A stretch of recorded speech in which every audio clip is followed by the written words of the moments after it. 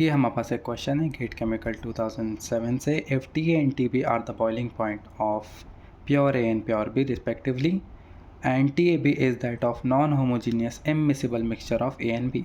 Then हमसे पूछा गया है कि टी ए बी का रिलेशन टी ए और टी बी से क्या होगा। तो हमारे पास एक इममिसिबल मिक्सचर है ए और बी का।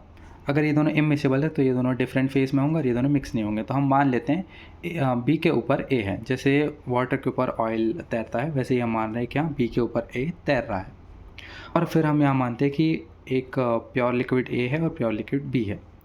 तो जो ए होगा वो एक पी ए प्रेशर एक्सर्ट करेगा, जैसे प्योर फेज़ में वो P A vapour pressure exert करेगा और बी जो है P B vapour pressure exert करेगा। तो वैसे ही यहाँ पे पी ए और पी बी दोनों लिक्विड एक्सर्ट कर रहे हैं, तो जो पी टोटल होगा वो पी ए और पी बी के सम के बराबर हो जाएगा।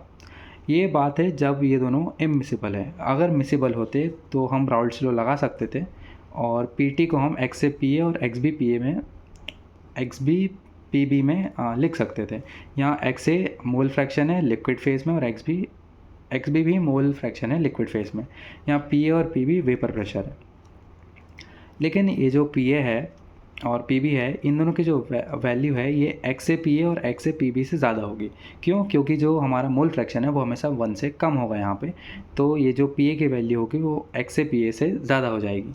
तो ये जो हमारा पी टोटल है वो जल्दी पी ए टी एम के बराबर हो जाएगा, जिससे कि बॉइलिंग स्टार्ट हो जाएगी।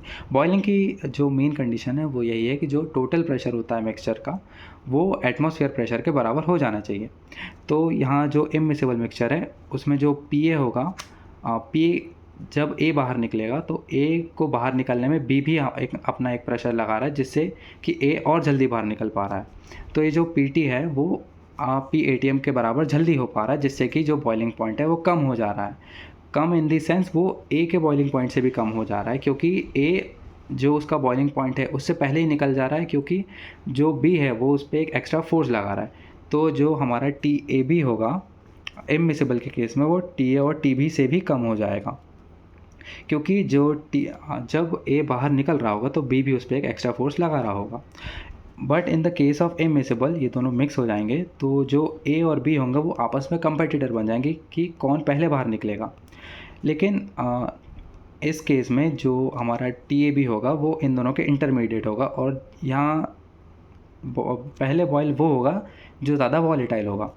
तो वो कंडीशन हमें आगे क्वेश्चन में दी होती, लेकिन यहाँ पे जो होता है वो जब ए बाहर निकल रहा होगा क्योंकि उसकी वॉलेटिलिटी ज़्यादा है, तो बी उस पर एक हिंड्रेंस लगाएगा क्योंकि वो भी बाहर निकलना चाहता है। तो जो मिक्सचर का बॉइलिंग पॉइंट होता है वो टी ए से थोड़ा ज़्यादा हो जाता है। इसलिए जो मिसिबल के केस होता है उसमें टी ए बी दोनों के बीच में आता है, और इममिसिबल के केस में जो टी ए बी होता है वो आइदर से भी कम हो जाता है, आइदर ए एंड बी से भी कम हो जाता है। तो हमारा यहाँ आंसर होगा वो ऑप्शन ए होगा।